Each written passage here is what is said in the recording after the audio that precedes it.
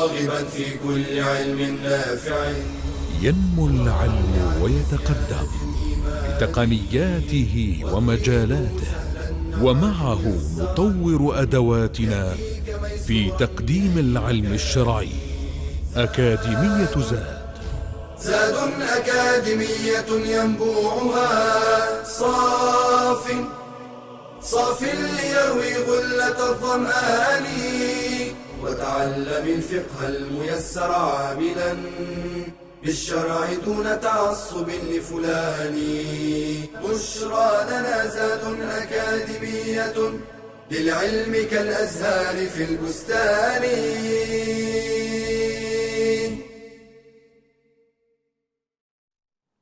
بسم الله الرحمن الرحيم. الحمد لله رب العالمين، والصلاة والسلام على المبعوث رحمة للعالمين نبينا محمد وعلى آله وصحبه أجمعين. As many things in fiqh, there are a lot of different opinions of scholars. And when it comes to purity and impurity, this is not a different case. So there are few things that scholars have differed upon. For example, when a Muslim dies, does his body become najis? The most authentic opinion is that no, it's not najis, because the Prophet said, alayhi salatu wasalam, the believer does not become impure. So this means that the corpse of a Muslim deceased is pure when touched, when washed, and the likes. Why do we wash it before burial? Because this is an Islamic ritual that we follow. Secondly, that which does not have flowing blood, and with this we mean the blood that we have in our bodies is not similar to what runs into insects like flies and mosquitoes and the likes. So such insects, if they were to fall into liquid and die, it's not like when an animal falls into it and dies, because an animal has flowing blood and it would render the whole container to be najis, because now it's a dead animal, a dead meat. Unlike flies, scorpions, and the likes, if they were to fall into such a container, it would not make it najis. And the scholars usually use the proof to back this up by the hadith of the Prophet ﷺ when he said, if a fly falls into the drink of one of you, let him immerse it fully, then throw it away. And in the other hadith, the continuation is, because in one of its wings there is the disease, and the other wing there is the cure of that disease. And this is something different, as scholars say, to what lives and inhabits in impurities, such as cockroaches, for example, that live in toilets and in sewers. This is different because they're immersed and they live in such impurities. But other insects, the scholars say that in terms of purity and impurity, we're not talking about whether you like it or not, whether it's hygienic or not. We're talking about what makes it permissible for you to perform wudu, an ablution with that water, or what makes it impure and najis and you have to get rid of it. Thirdly, the urine, the dung, and the semen of animals which meat may be eaten. Animals are divided into two types. Animals that we can eat, and this is after slaughtering in an Islamic way, and animals that we cannot eat at all, and it's prohibited even if it was slaughtered in an Islamic way. So the animals like sheep, camels, cows, deer, rabbits, and the likes, these are permissible for us to eat the meat. The scholars say that the urine, the feces, and the semen of such animals, they are considered to be pure. Again, this has nothing to do with clean or hygiene. It has to do with purity, whether this falls into a place where I'm going to pray in, or in a liquid that I'm going to use for wudu, purification, and the likes. And the proof that scholars use is the hadith where the Prophet said, alayhi salatu wasalam, pray in sheep folds, or where they, in the sheep barns, where they stay. And this indicates that their feces and dung is pure, and it is not a najasa to render your prayer invalid. Number 4, which scholars differed upon, is human semen. And the Prophet ﷺ was a human being. His wife tells us how she dealt when there were traces of semen on his clothes. So she said that she used to rub it off his clothes if it was dry, and she used to sprinkle it with water if it is wet, which means that rubbing it off when it's dry, that it is pure. And the Prophet would go and pray, alayhi salatu wassalam, with the same garment without being washed. And this is an indication that it is pure and tahir. Also, one of the things that a lot of the scholars disputed upon is the vaginal discharges, the normal vaginal discharges that women get. So this is also pure, and the most authentic opinion is that it does not invalidate the wudu, and it is like human sweat. Women, since the beginning of time, they've been having it, and never in the hadith of the Prophet ﷺ, they were told to change their garments or underwear and to perform wudu whenever they wanted to pray, as this would be extremely difficult and introduces a lot of hardship. Number 6, whatever is left over from what a cat may drink or eat. Now we know that cats are not animals that we can consume or eat. But at the same time, these animals live among us, and so many of us may have them as pets. So it would be a lot of hardship if a cat would drink from utensils or from food, and then that would render it to be najis. And this is why the Prophet ﷺ, once he let a cat drink from utensils he had that had some water, and he said, they are not impure. Cats are pure. They are among those who dwell or go around among you. So there's a lot and great hardship if we were to say that whatever they touch or drink from would become najis.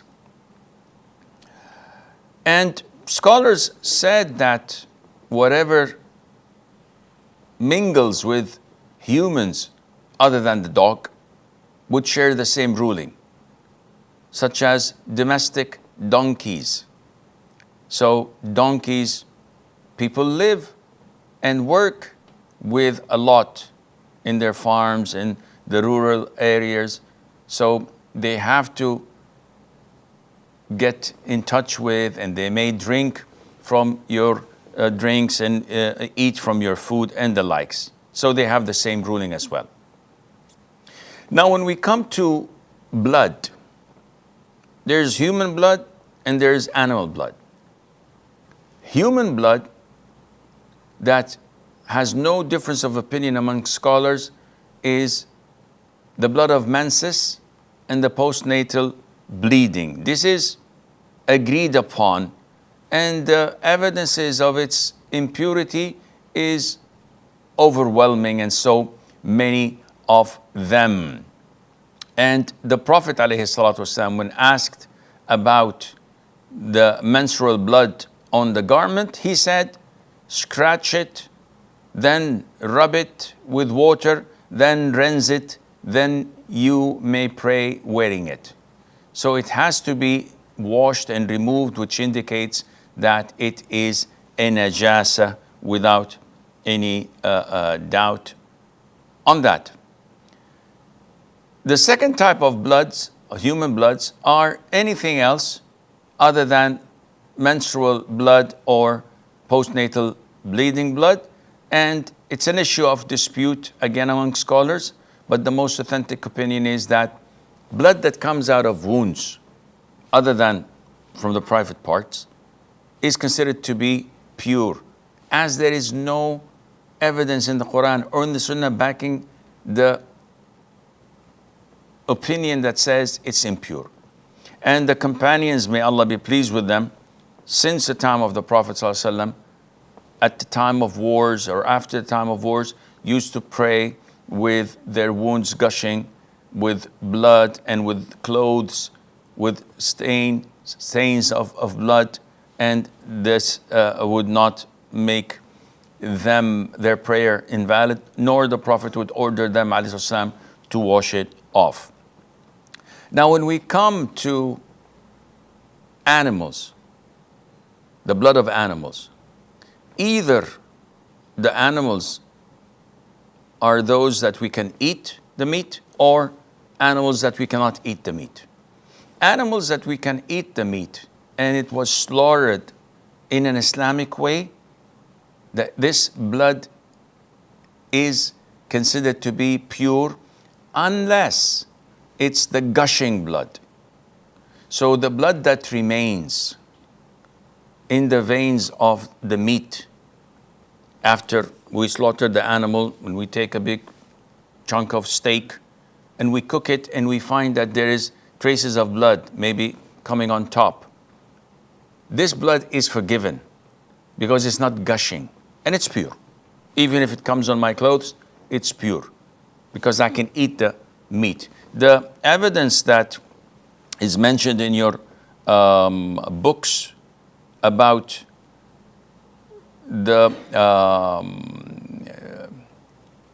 disbelievers bringing the intestines while the Prophet ﷺ was praying, and they brought the placenta of a camel and placed it on the Prophet's back while he was praying, and they say that this is an evidence that it is pure. This is a wrong evidence. Why? Because this camel was not slaughtered according to Islamic way. So everything in it is impure and najis. These are idol worshippers. So this is not a valid evidence to be used, but it's in your textbook, so you have to go through it and consider it. But this is for your own information. Any animal that is not slaughtered according to Islamic way, the whole thing is najis. The blood, the meat, and the likes. So then what is the evidence that the blood of such animals that we can eat is considered to be halal? Allah Azza wa Jal says, so I do not find within which was revealed to me anything forbidden to one who would eat it, unless it be a dead animal or blood spilled out of the flesh of swine, for indeed it is impure. So other than this, it is considered to be pure. And this is why the ayah, it says that unless it is a dead animal or blood spilled. Blood spilled out, meaning that it comes gushing when you slaughter the animal, or the flesh of swine. So these are the types that are prohibited as per the ayah. If it's not gushed out, if it's just found there or in the meat itself, then it is not considered to be pure. So if an animal is wounded, a camel or a sheep or the likes, the blood is considered to be pure without any problem, inshallah. And as for the blood of animals that we don't eat the meat, then there is no dispute in that. It is totally impure and najis. The exception is in the hadith of the Prophet ﷺ, when he said there are two bloods and two dead meat that were permitted for us. And we know blood and dead meat are haram as per the Quran. This is an exception. What are the two bloods? The Prophet said, ﷺ, the liver and the spleen. So these are the origin of blood in the human body and in animals. So we can consume this when we slaughter an animal that is halal. No one would say that, oh, the liver is all blood, we should not eat it. No, you can eat it and the spleen. And the two dead are the fish and the locust. Even if you find a fish dead on the surface of the water, it is permissible for us to eat, and Allah Azza wa Jal knows best. Wa sallallahu sallam barak ala nabiyyina Muhammad. يا راغبا في كل علم نافع ينمو العلم ويتقدم بتقنياته ومجالاته، ومعه نطور أدواتنا في تقديم العلم الشرعي. أكاديمية زاد أكاديمية ينبوعها صاف ليروي غلة الظمآن، وتعلم الفقه الميسر عاملا بالشرع دون تعصب لفلان. بشرى لنا زاد أكاديمية للعلم كالأزهار في البستان.